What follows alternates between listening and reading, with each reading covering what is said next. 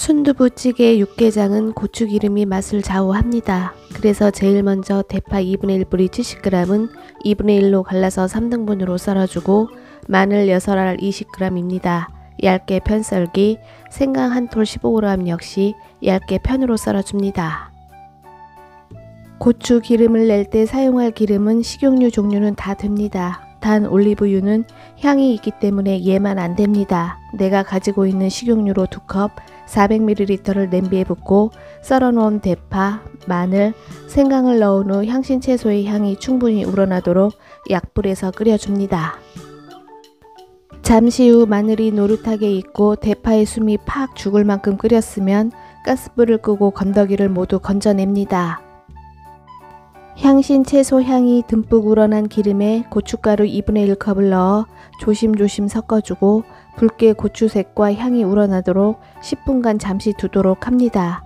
이때 고춧가루는 사용 후 버려지기 때문에 묵은 고춧가루가 있으면 요럴 때 사용하면 좋습니다.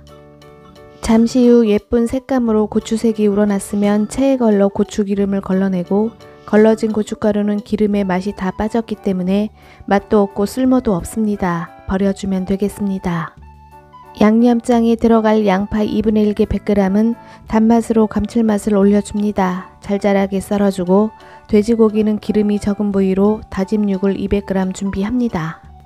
평생 써먹는 세상 편한 찌개와 국에 활용할 수 있는 양념장을 만들어 줍니다. 바로 걸러낸 고추기름에 우선 썰어놓은 양파를 넣고 양파가 2분의 1 정도 익을 만큼 중불에서 볶아줍니다. 이어 다진 육을 넣고 뭉쳐진 고기를 풀어가며 붉은빛이 없어지고 회색빛이 되도록 익혀줍니다. 잠시 후 고기가 익었으면 가스불을 잠시 줄이고 양념을 해줍니다. 참치 6큰술, 진간장 3큰술, 맛술 3큰술, 꽃소금 2큰술, 그리고 마늘 듬뿍 2큰술을 넣어 양념장에 간을 맞추고 양파의 채즙과 고기의 육즙이 우러나도록 약불에서 3분간 끓여주고 불을 꺼줍니다. 고춧가루가 타지 않도록 불을 끈 상태에서 고춧가루 2컵 400ml를 부어 양념장의 농도를 맞춰줍니다. 양념장의 농도는 고기를 넣어줬기 때문에 퍽퍽한 것보다는 어느 정도 수분기 있는 것이 보관해 두었을 때 딱딱해지지 않고 잘 풀어집니다. 적당한 농도로 양념장이 완성되었으면 마지막으로 칼칼하면서 풍미를 올려줄 후추를 넉넉히 뿌려 비벼주면 순두부찌개 육개장뿐만 아니라 매콤한 찌개 끓일 때 쉽고 편리하게 사용할 수 있는 만능 양념장 완성입니다. 방금 만들어 놓은 양념장으로 얼큰한 순두부찌개 야물딱지게 만들어 봅니다.